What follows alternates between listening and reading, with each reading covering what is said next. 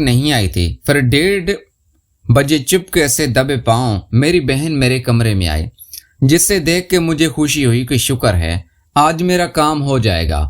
लेकिन मेरी बहन मुझसे कहने लगी, यूसुफ तुमने मेन दरवाजे को ताला लगा दिया है, वो लड़का आया हुआ है, बाहर खड़ा है, चलो चाबी दो, मैं उससे दरवाजा खोल लूं, मैं उससे मिल लूं। फिर मैंने अपनी बहन को कहा, यार ये क्या मजाक है, आपने तो पहले बोला था कि पहले मैं आपको मिलूंगी, आपको सुकून दूंगी, बाद में जाके उसको मिलूंगी।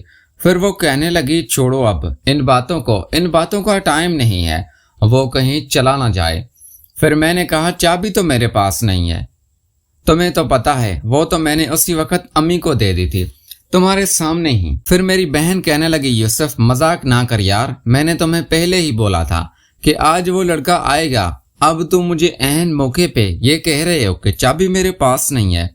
देखो अगर तुम चाबी नहीं लाए और दरवाजा नहीं खोला तो फिर मुझे भूल जाना। मैंने आके अपने छोटे भाई काशिफ को फोन किया, मैंने उससे आके बताया कि अब्बू और अम्मी इस तरह लड़ रहे हैं, और मैंने अब्बू को समझाने की कोशिश की है तो वो मेरे साथ भी लड़ रहा है। तुम ऐसा करो काशिफ, आज ही तुम रवाना हो जाओ, हम मिल के अब्बू को सबक सिखाएंगे।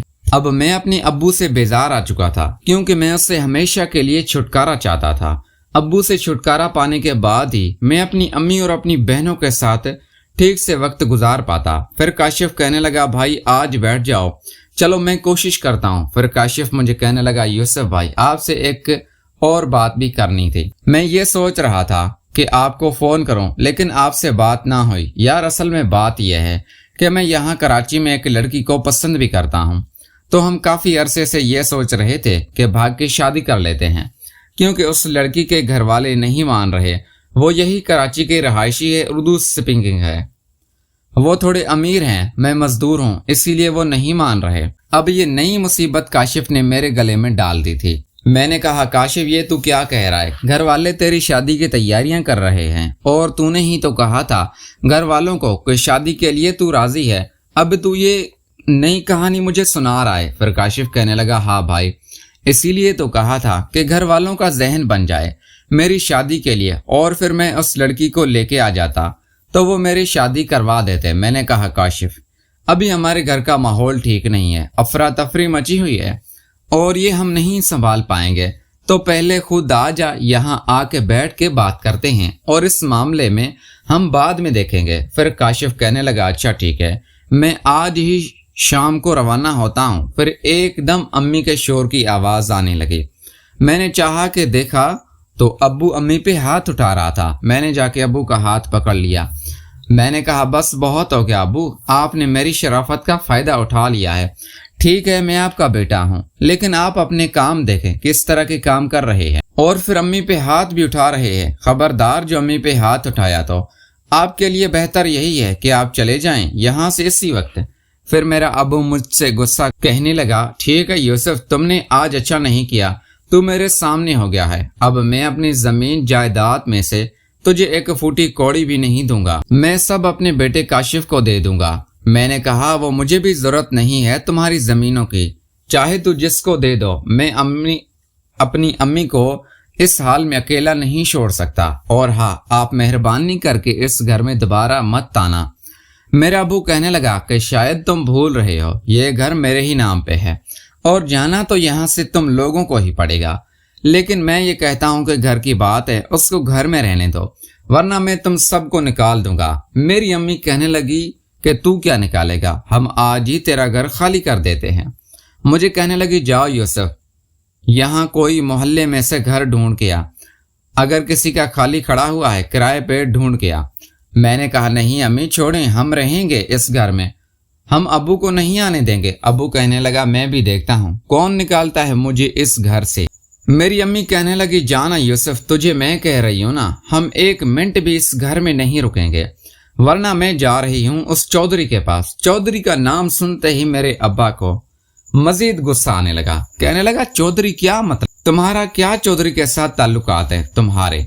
फिर मेरी अम्मी मजीद गुस्से से अबू को कहने लगी, अभी तक तो थे नहीं, लेकिन अब तुम आगे आगे देखो, तुमने बहुत हल्के में मुझे लिया था।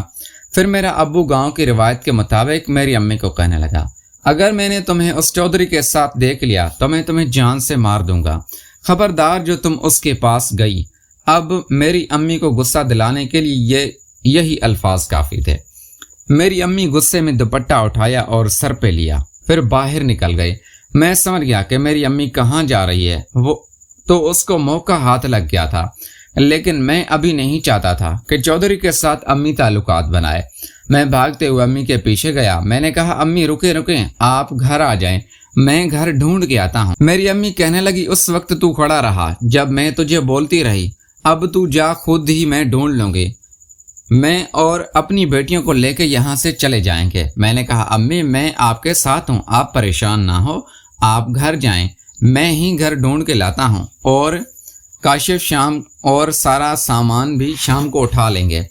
کافی اصرار کرنے کے بعد میری امی مان گئی۔ وہ واپس گھر آئی۔ میں آیا تو چھوٹے نے دکان کھولی ہوئی تھی۔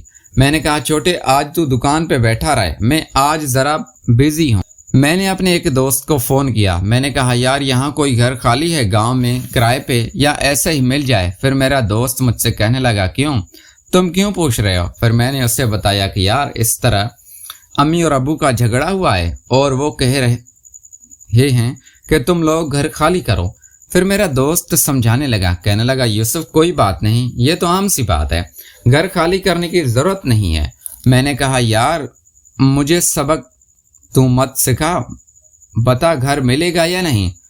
اس نے کہا، ڈھونڈنے کی کیا ضرورت ہے، میرے چاچو ویسے بھی فیملی کے ساتھ کراچی شفٹ ہو گئے ہیں، میرے چاچو کا گھر خالی پڑا ہوا ہے، اگر تو کہے تو میں اس کی چابی تجھے دلوا دوں۔